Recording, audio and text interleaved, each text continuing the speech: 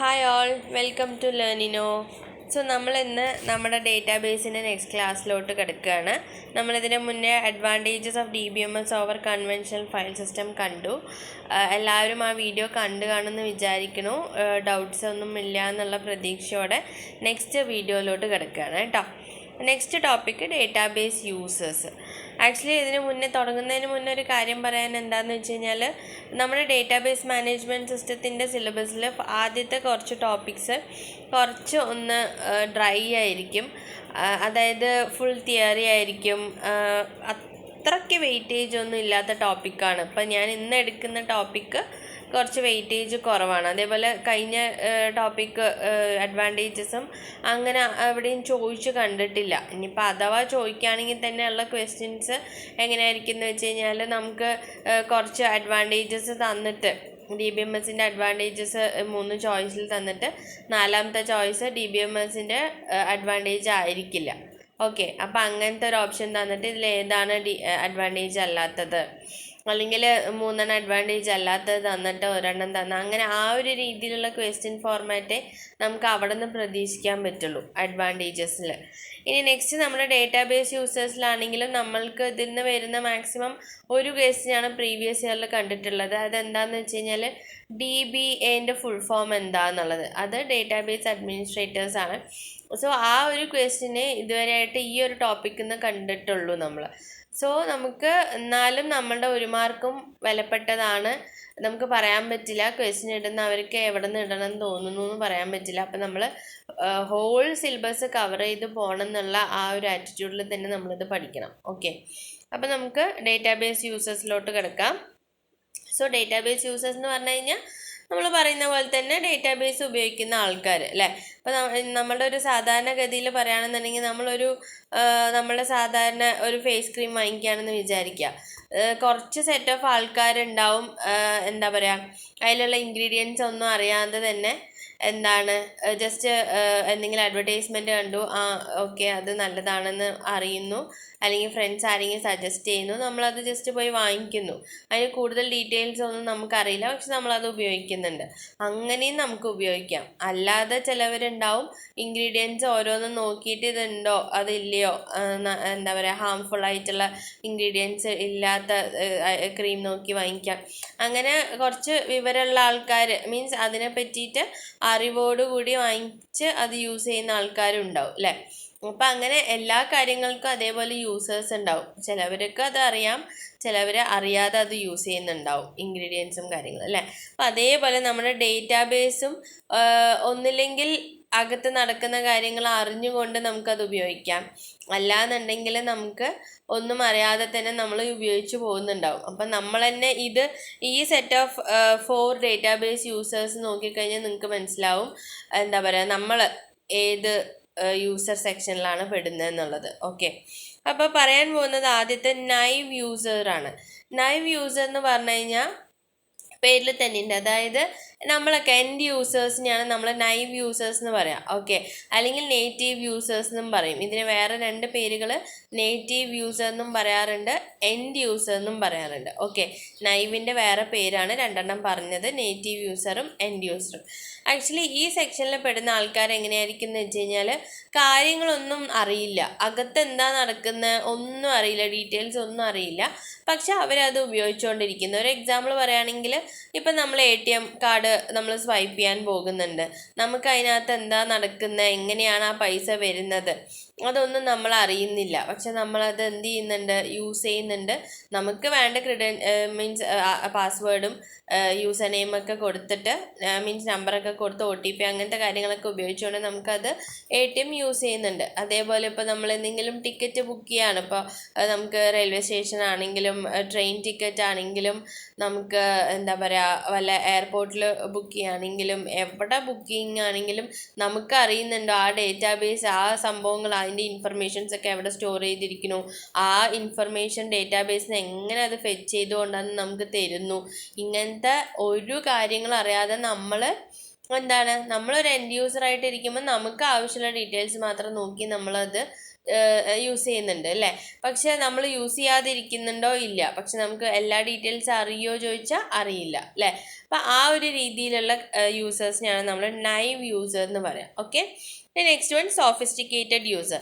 അത് ആരാന്ന് വെച്ച് കഴിഞ്ഞാൽ നമുക്ക് യൂസ് ചെയ്യുന്ന ആൾക്കാർക്ക് കുറച്ച് വിവരമുള്ള ആൾക്കാർ.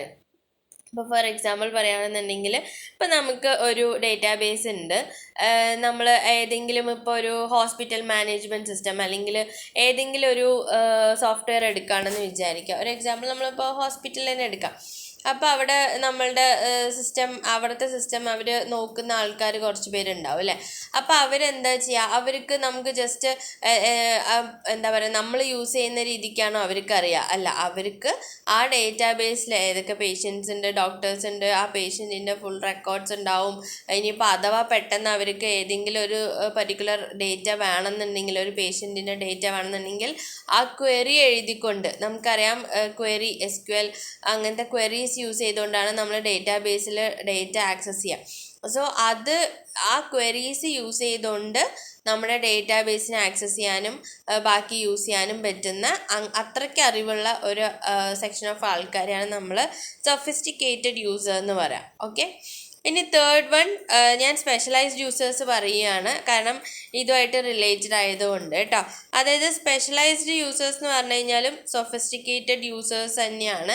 പക്ഷെ അവർക്ക് ഈ ക്വറി ജനറേഷനും അല്ലെങ്കിൽ ക്വറി യൂസ് ചെയ്തുകൊണ്ടുള്ള ആക്സസ് മാത്രമല്ല, വേറെയും കുറച്ച് കോംപ്ലക്സ് ആയിട്ടുള്ള, ഫോർ എക്സാമ്പിൾ പറയുകയാണെങ്കിൽ ഇപ്പോൾ കമ്പ്യൂട്ടർ എയ്ഡഡ് ഡിസൈനിങ് ഉണ്ട്, അങ്ങനത്തെ കുറച്ച് ടെക്നോളജീസ്, കുറച്ച് കോംപ്ലക്സ് ടെക്നോളജീസ് എല്ലാം യൂസ് ചെയ്തുകൊണ്ട് ഡേറ്റാബേസിനെ നമുക്ക് ആക്സസ് ചെയ്യാൻ പറ്റുന്ന കുറച്ച് ആൾക്കാരും ഉണ്ടാവും. ഓക്കെ, കുറച്ചും കൂടെ, അതായത് സൊഫിസ്റ്റിക്കേറ്റഡ് യൂസറിനേക്കാളും കുറച്ചും കൂടെ വിവരമുള്ള ആൾക്കാരായിരിക്കും ഈ സ്പെഷ്യലൈസ്ഡ് യൂസേഴ്സ്. ഏതെങ്കിലും ടെക്നോളജിയിൽ അല്ലെങ്കിൽ ഏതെങ്കിലും ഓപ്പറേഷൻസിൽ അവർ സ്പെഷ്യലൈസേഷൻ ഉണ്ടാവും. കമ്പ്യൂട്ടർ എയ്ഡഡ് ഡിസൈൻ അങ്ങനത്തെ സെക്ഷനിൽ നമുക്ക് അവർ സ്പെഷ്യലൈസ്ഡ് ആയിരിക്കും. ഓക്കെ, അപ്പോൾ അങ്ങനത്തെ ആൾക്കാരെയാണ് നമ്മൾക്ക് എന്ത് പറയുക, സ്പെഷ്യലൈസ്ഡ് യൂസേഴ്സ് എന്ന് പറയാം. ആപ്ലിക്കേഷൻ പ്രോഗ്രാമേഴ്സ് എന്ന് പറയുമ്പോൾ നമുക്കറിയാം ആപ്ലിക്കേഷൻസ് ഡെവലപ്പ് ചെയ്യാൻ വേണ്ടിയിട്ട്, ആപ്ലിക്കേഷൻ എന്ന് പറയുമ്പോൾ തന്നെ ഒരു സോഫ്റ്റ്വെയർ ആണ് അല്ലേ. അപ്പോൾ അത് ഡെവലപ്പ് ചെയ്യാൻ വേണ്ടിയിട്ട്, ഇപ്പോൾ ഒരു എക്സാമ്പിൾ പറയാണ്, നമുക്ക് ഏതെങ്കിലും ഒരു സോഫ്റ്റ്വെയർ ഉണ്ടാക്കണം എന്ന് വിചാരിക്കുക. ഇപ്പോൾ ഒരു കസ്റ്റമർ ഡീറ്റെയിൽ വേണം, അല്ലെങ്കിൽ ഒരു കമ്പനിയിലുള്ള എന്താ പറയുക എംപ്ലോയേഴ്സിൻ്റെ ഡീറ്റെയിൽസ് വേണമെന്ന് വിചാരിക്കുക. അപ്പോൾ അങ്ങനെ അല്ലെങ്കിൽ അവിടുത്തെ വർക്ക് ചെയ്യുന്ന ടീച്ചിങ് സ്റ്റാഫ്സ്, ഇപ്പോൾ ഒരു കോളേജ് എടുക്കുകയാണെന്നുണ്ടെങ്കിൽ ടീച്ചിങ് സ്റ്റാഫ്സോ നോൺ ടീച്ചിങ് സ്റ്റാഫ്സോ അങ്ങനെ സെപ്പറേറ്റ് ആയിട്ട് എന്തെങ്കിലും ഒരു ഡീറ്റെയിൽ നമുക്ക് വേണമെന്ന് വിചാരിക്കാം. ഓക്കെ, അപ്പോൾ നമ്മൾ പ്രോഗ്രാമിംഗ് ചെയ്യുന്ന സമയത്ത് തന്നെ നമ്മൾ എന്ത് ചെയ്യേണ്ടി വരും, ചിലപ്പോൾ ആ പ്രോഗ്രാമിൽ ഡേറ്റാബേസ് ആക്സസ് ചെയ്യാൻ മാത്രം കുറച്ച് സെക്ഷൻ ഓഫ് കോഡ് നമ്മൾ ഇൻക്ലൂഡ് ചെയ്യേണ്ടി വരും അല്ലേ. അപ്പോൾ നമുക്ക് ചില ഡേറ്റാബേസ് ആക്സസ് ചെയ്ത് അവിടുത്തെ ഡീറ്റെയിൽ എടുത്തിട്ട് വേണം ചിലപ്പോൾ നമ്മൾ എന്തെങ്കിലും നമ്മുടെ പ്രോഗ്രാമിൽ കമ്പാരിസണോ എന്തെങ്കിലും ചെയ്യേണ്ടി വരിക. അപ്പം നമുക്ക് ജസ്റ്റ് ഒരു പ്രോഗ്രാം എഴുതണം, ഒരു C പ്രോഗ്രാം മാത്രം എഴുതിയത് കൊണ്ടായില്ല. അതിനകത്ത് നമ്മൾ ചിലപ്പോൾ ഡേറ്റാബേസ് ആക്സസ് ചെയ്യാനുള്ള ക്വരീസൊക്കെ നമ്മൾ ഇൻക്ലൂഡ് ചെയ്ത് അങ്ങനെയും പ്രോഗ്രാമിംഗ് ചെയ്യാറുണ്ട്. അപ്പം അങ്ങനെ ഡേറ്റാബേസ് യൂസ് ചെയ്യുന്ന ആൾക്കാരെയാണ് നമ്മൾ ആപ്ലിക്കേഷൻ പ്രോഗ്രാമേഴ്സ് എന്ന് പറയാം. ഓക്കെ, അപ്പോൾ ഇങ്ങനെ 4 ടൈപ്പ് ഓഫ് ഡേറ്റാബേസ് യൂസേഴ്സാണ് ഉള്ളത്. ഓക്കെ, ഇനി നെക്സ്റ്റ് വരുന്നത് നമ്മളുടെ ഡേറ്റാബേസ് അഡ്മിനിസ്ട്രേറ്റേഴ്സ് ആണ്.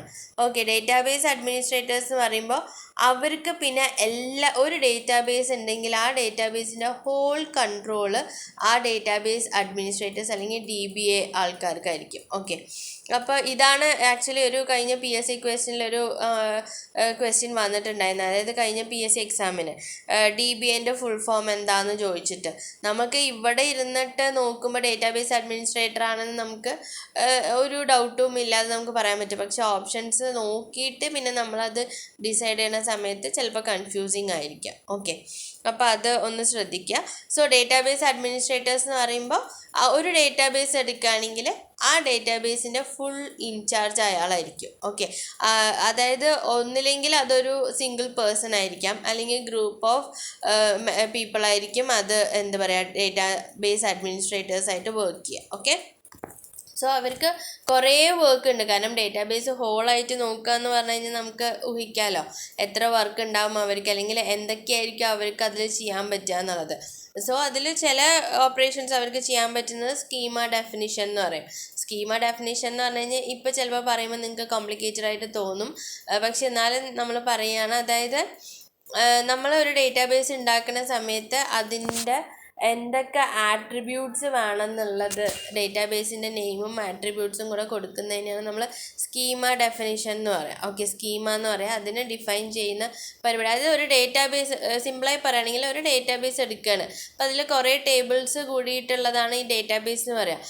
അപ്പോൾ നമ്മൾ റിലേഷണൽ ഡേറ്റാബേസ് ആണെങ്കിൽ നമ്മൾ അങ്ങനെ ടേബിൾസിൻ്റെ ഒരു കളക്ഷനെയാണ് നമ്മൾ ഡേറ്റാബേസ് ആയിട്ട് പറയുന്നത്. ഓക്കെ, അപ്പം നമുക്ക് ആ ടേബിൾ, ഒരു സിംഗിൾ ടേബിൾ എടുത്തു കഴിഞ്ഞാൽ ആ ടേബിളിൽ എന്തൊക്കെ ഡേറ്റ ഇൻക്ലൂഡ് ചെയ്യണം എന്നുള്ളതിൻ്റെ ഒരു ഹെഡിങ്സ് ഉണ്ടാവില്ലേ, അതിനെയാണ് ആട്രിബ്യൂട്ട്സ് പറയുക. അതൊക്കെ നമ്മൾ വഴിയെ കാണും കേട്ടോ.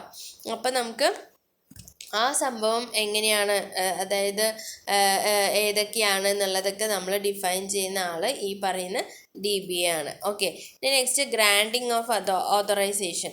അതായത് നമുക്ക് ചിലപ്പോൾ ചില യൂസേഴ്സിന്, നമ്മൾ പറഞ്ഞു ചില യൂസേഴ്സിന് ചിലത് അറിയില്ല അല്ലേ, അല്ലെങ്കിൽ നമുക്ക് വേണമെങ്കിൽ നമ്മുടെ ഡേറ്റാബേസിൽ ചില യൂസേഴ്സ്, ഇപ്പോൾ നമ്മളുടെ എന്താ പറയുക, ഓരോ സെക്ഷൻ ഓഫ് ആൾക്കാർക്ക് ചിലപ്പോൾ നമ്മൾ ഒരു റൈറ്റിംഗ് ആക്സസ് കൊടുക്കും, ചിലവർക്ക് അത് ജസ്റ്റ് റീഡിങ് ആക്സസ് ആയിരിക്കും കൊടുക്കുക. അങ്ങനെ നമ്മൾ എന്ത് ഓതറൈസേഷൻ ആണോ ആ യൂസറിന് കൊടുക്കാൻ ഉദ്ദേശിക്കുന്ന ആ ഓതറൈസേഷൻ ഗ്രാൻഡ് ചെയ്യുന്ന ആൾ DBA ആണ്. ഓക്കെ, പിന്നെ റൊട്ടീൻ മെയിൻ്റനൻസ്.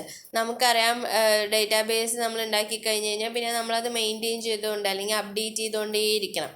ഓക്കെ, നമ്മൾ ചിലപ്പോൾ പുതിയ ഡേറ്റ ആയിരിക്കും, ചിലപ്പോൾ ഇപ്പോൾ ഹോസ്പിറ്റൽ മാനേജ്മെൻറ്റ് സിസ്റ്റം എടുക്കുകയാണെങ്കിൽ ഒരു പേഷ്യൻറ്റിൻ്റെ ഫോൺ നമ്പർ പുതിയതായിട്ട് ആഡ് ചെയ്യേണ്ടി വരും. അങ്ങനെ എന്തെങ്കിലും മെയിൻ്റനൻസ് ചെയ്യണമെന്നുണ്ടെങ്കിൽ അതെല്ലാം DBA ആണ് ചെയ്യുക. ഇനി അടുത്തത് storage structure and access method definition.